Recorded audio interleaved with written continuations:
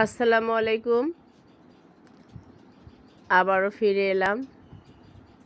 দেখতে পাচ্ছেন এখানে একটা গোটা মুরগি। আমার হাজবেন্ড বায়না ধরেছে গোটা মুরগির রোস্ট খাবে।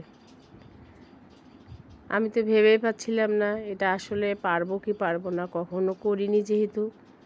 এটা সচরাচর নতুন বর কিংবা বিয়ে বাড়িতেই হয়ে থাকে। বাসায় যে এটা সম্ভব এটা ভাবিনি কখনো করতে হবে।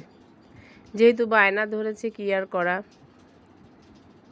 তাই ভাবলাম দেখি চেষ্টা করলে হয়তো পারবো।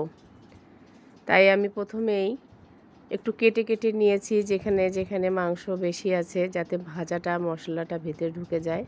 সব মশলা দিয়ে একটু মেখে নিয়েছি।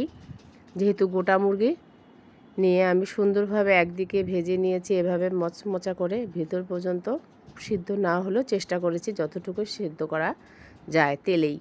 অন্যদিকে আমি রোস্টের জন্য যা যা উপকরণ দিয়ে করে থাকি সব রকম মশলা দিয়েছি একটু। যেহেতু বড় মানুষ খাবে একটু ঝালঝালি করতে হবে গোটা মুরগি, তাহলে স্বাদ লাগবে না। তাই আমি এখানে সব রকম মশলা দিয়ে একটু ভুনিয়ে নেওয়ার চেষ্টা করেছি। এখন তার উপরে আমি দিয়েছি টক দই, একটু পরিমাণ মতো বেশি দিয়েছি, কারণ গোটা মুরগির ব্যাপার। যদি ভিডিওটা আমার ভালো লেগে থাকে অবশ্যই বেশি বেশি শেয়ার করবেন, লাইক কমেন্ট করবেন। কে কোথা থেকে দেখছেন সাবস্ক্রাইব করে পাশে থাকার চেষ্টা করবেন। অবশ্যই জানাবেন আমার রান্নাগুলো কেমন হয়। আমি চেষ্টা করি একটু খুব সহজভাবে রেসিপিগুলো দেখার জন্য। দেখেন আমার কষা হয়ে গিয়েছে, আরও একটু ভালো করে মশলাটা ভুনাবো এবং ভিতরে ভিতরে যেন ঢুকে যায়। দেখেন হয়ে গিয়েছে আমার। এইভাবে এই পর্যন্ত রেখে দিয়েছি।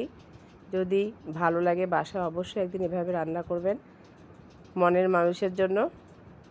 যদি ভালো লেগে থাকে অবশ্যই একদিন বাসার চেষ্টা করবেন।